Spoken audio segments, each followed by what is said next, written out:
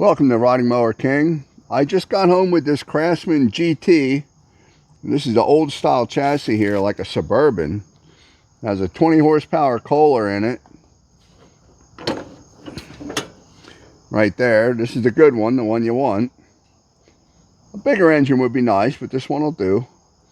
So this thing starts and runs, but when you put a load on it, it stalls. So we're going to see if I can get this started and back it off my trailer. This is a really nice little tractor here. 46-inch deck. See there, you can see it's like a Suburban. So we're going to try my jumper pack here from Harbor Freight because this battery's dead. And it's no wonder, it's a 2013 dated battery, so it's got a couple years on it.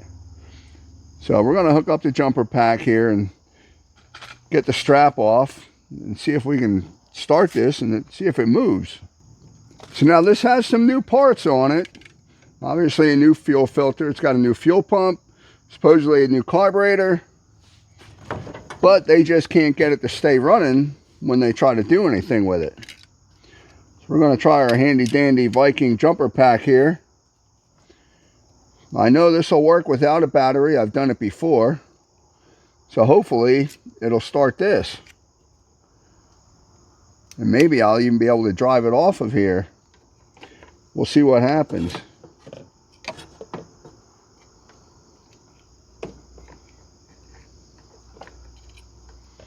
Be nice if these leads were just a little bit longer.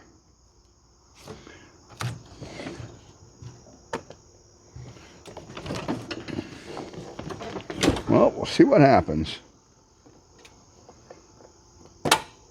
Well, the PTO clutch works. I don't know how long it's been sitting. I don't even know if there's any gas in it. Well, it's not enough to crank. For some reason, there's no crank here.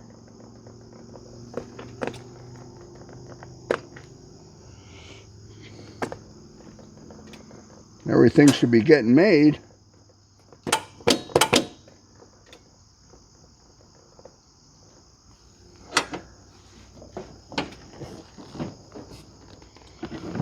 So we run into problems right off the bat. Right from the start. Yeah, it's only these two wires.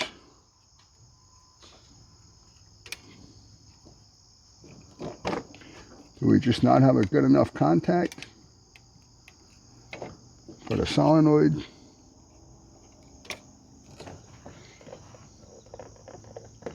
Yeah, we got nothing. The switch is still plugged in. Have to check the fuse. Where is the fuse? Well, either way, the fuse is good because the PTO comes on. So why do we not get any crank? We might have to go right to the starter once, which we'll try that up top here. We'll try and go. Well, it didn't like that. Well, I guess we're going to put a battery in here just to eliminate any problem with this or a contact there. So let me put a battery in here and we'll try it again. Okay, so we got a good battery in it, but I did notice the positive battery cable has a lot of corrosion right at the terminal. So it could be that it has enough to engage the clutch and nothing else. We'll see. Well, the amp gauge is moving. But it sure seems like we got a safety that's not working.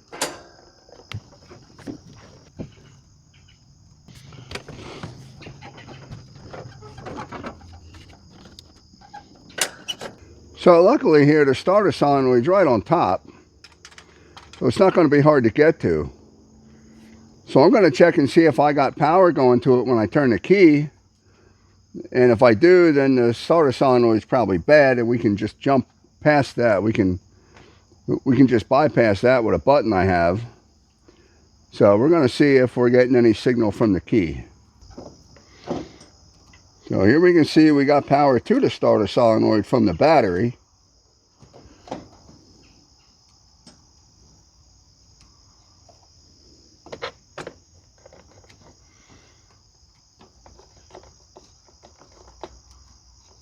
I'm not showing anything coming from the key.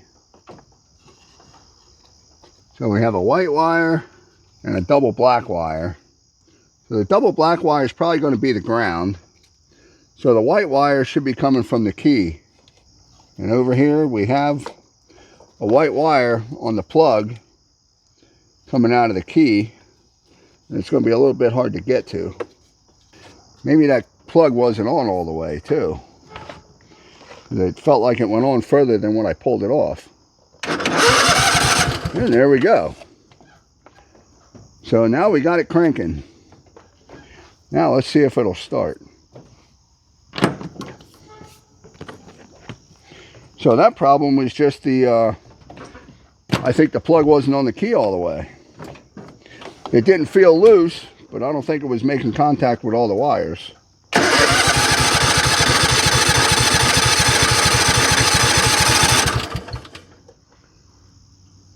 Very strange. Oh, now it'll start.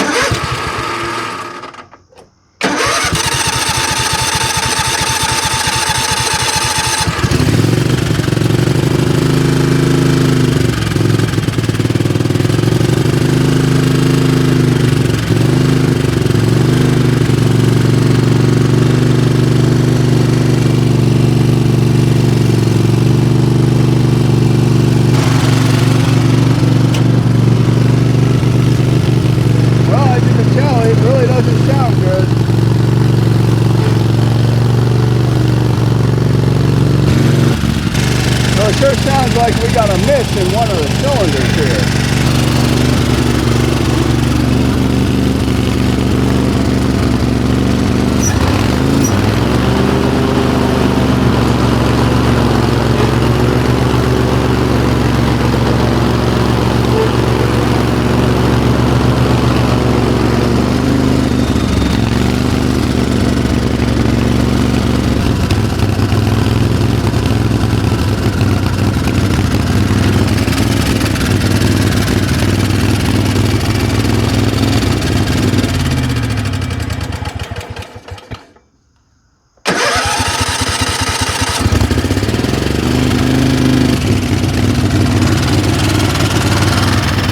Oh, if this was a car, it wouldn't sound bad. It would sound a little canned up. But might have some loose valves in there or something. It sounds like you definitely have a spark problem. May have a compression problem. You can hear a little bit of noise. It sounds like you got a loose valve possibly.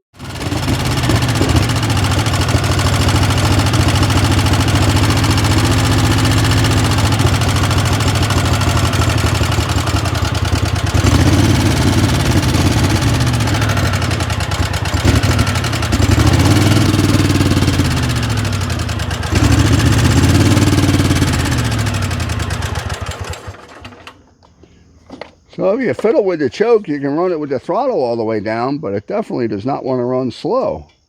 And I did notice it looked like the gasket was breathing behind the carburetor when I was cranking it over. So that's definitely a little strange. So let's just get this air cleaner cover off. That's not really tight. Maybe it wasn't ready to run, but it sure seemed like it was supposed to be ready to run. We have a breather over here that's clogged up.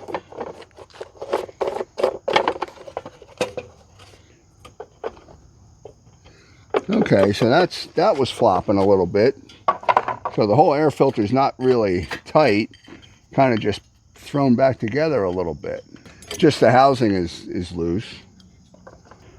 Might as well look at the choke, make sure it opens and closes all the way. While we're here, that's open. Sorry, that should be closed. So that's at least moving all the way. And it certainly does look like a new carburetor. So that part was taken care of. It just needs a little bit of tweaking maybe. But it sure seems like maybe that the valve covers need to come off and just to get checked. Yeah, both the spark plugs are tight. Got a little bit of seepage here, a little bit of oil coming out of that breather there. Could probably use a new gasket on that. So this is going to be a little bit of a project. So before I spend any more time on it, I'm not going to try to cut grass with it like this. It will run the deck. The deck was on. It was moving back and forth. But, you know, this needs to be done. This needs to have the right kind of hose on it without a kink in it there so it can breathe a little bit better. I think the valve covers need to come off just to check the valve clearance because it sounds a little bit noisy. To make sure that both the valves are opening on both the cylinders. Because the way it was backfiring, it could be an intake valve not opening all the way. It could need a cam. So with something like this, you know, obviously we're going to look at the spark plugs, but I would say that we need to check the travel on the valves and the clearance to make sure that they're got the right clearance, that they're opening all the way, that they're closing all the way. We may get to this if it doesn't get out of here before I get to work on it. That's going to be it for this video. You know, I was able to drive it off the trailer. It does run, but the engine needs a little bit of attention because something's not quite right on it. You could throw spark plugs in it and maybe it'll run smooth, but I'm concerned about the noise. So I don't think I want to run it any more than I need to until I figure out if that noise is a problem or just old age. So we're going to end this one here, and hopefully I'll get back to this.